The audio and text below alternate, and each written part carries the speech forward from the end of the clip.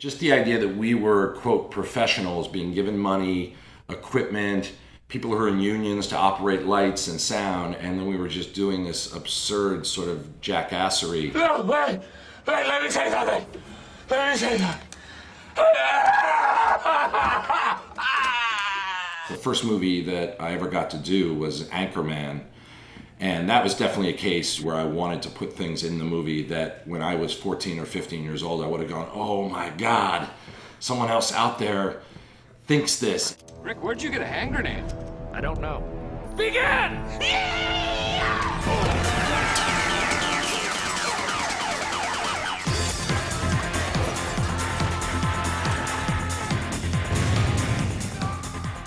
A guy gets killed by a trident in one of the scenes, and I had all these old friends of mine I grew up with just email me and call me going, oh my God, the second I saw the trident, I knew you had made this movie, you know. Did you throw a trident? Yeah, there were horses and a man on fire, and I killed a guy with a trident.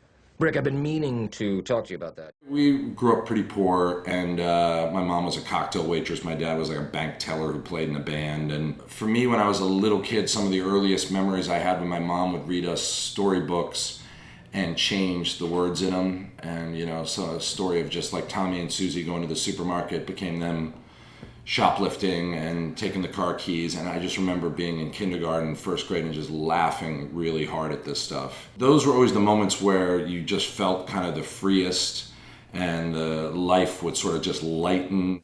The end goal is, I always say, is some kid in North Carolina or Mississippi or Washington State walks into a theater on like some Sunday afternoon and watches this movie and hears something they wouldn't have normally heard, to be like, wow, there's that type of idea can exist, you know, and then to lose themselves with laughing. I mean, that every single thing we do is pointed towards that exact moment. You're coming with me.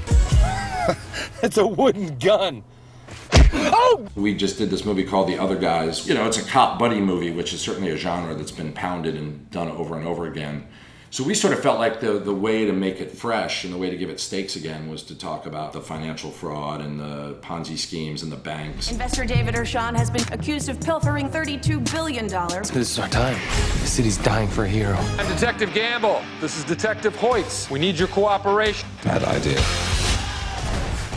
Laughter almost has to be subversive. Oh, cool, a helicopter! It serves no gross national product. It's not supporting a sports team. It's not, you know, buying a car. It's none of those sort of things that are encouraged by the groups. Get out of the way, man.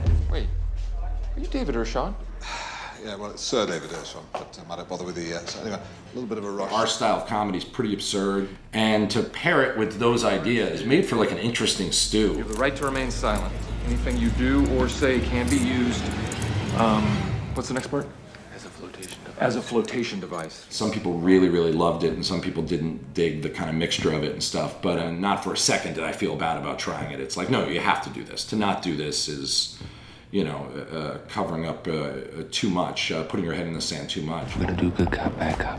I come strong, then you come in. All right? Yeah. What drug cartel are you working with? I'll talk to you, you're reasonable. You want to talk to me? We're laughing while we're doing it.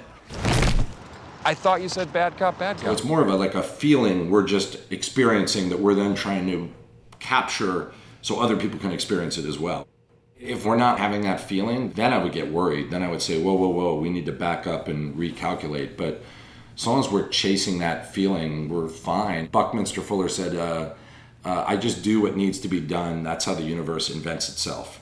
And I always try to remind myself of that, because sometimes you can be like, I have a career and I have to shape. And it's like, yeah, screw that. Just do what you need to do and do what feels right in the moment. And stuff gets made sense of.